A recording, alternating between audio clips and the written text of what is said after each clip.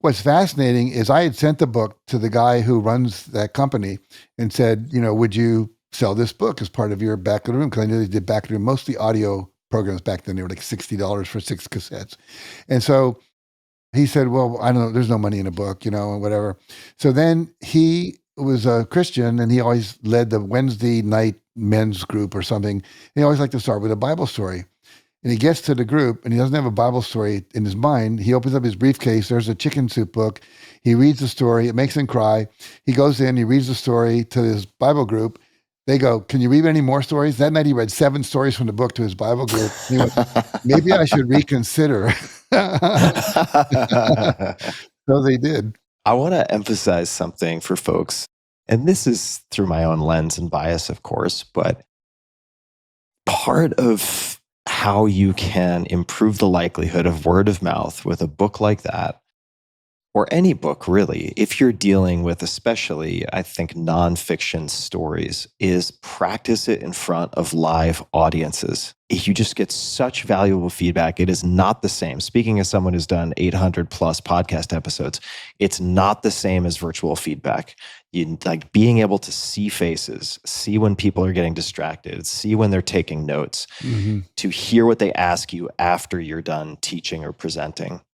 It allows you to refine your material so well. I have thought, actually, I'm sitting here in Austin, Texas right now, and I have an idea for a short book, which of course I've been trying to write a short book for 20 years. I haven't yet succeeded, but I have this idea for a short book.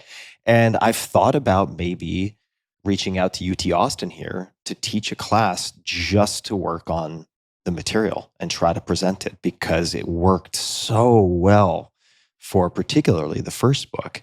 And for people listening who might think, well, times have changed. Now it's all about TikTok and this and this and this.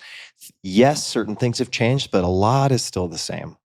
So I just wanted to speak to the live audience piece of it because I think it's so powerful. Well, I never write what I haven't spoken about a lot first, for the exact same reason you're talking about. Because I get real feedback about what lands, what doesn't land, where did I confuse, where didn't I give them enough information, where was I redundant, et cetera. And people now, they get a book and they instantly go to create an online course, which they haven't taught live, and at least teach it online live before you just record it, and put it online. So yeah, it's crazy what people don't do that they should. To maybe just put a bow on the chapter of Chicken Soup for the Soul. I mean, you've got some crazy accolades related to this, right? The Guinness Book World Record with 7 chicken soup books on the New York Times bestseller list simultaneously. That was in 1999. There are so many bullet points that I could list off that are just completely nuts, right? When you think back to somebody saying, hey, if you sell 20,000 copies, you'd be lucky. And then flashing forward to some of these, you ended up selling the name, the backlist, so 220 plus titles, all future royalties, the trademarks, et cetera. How did that happen? How did that come to pass?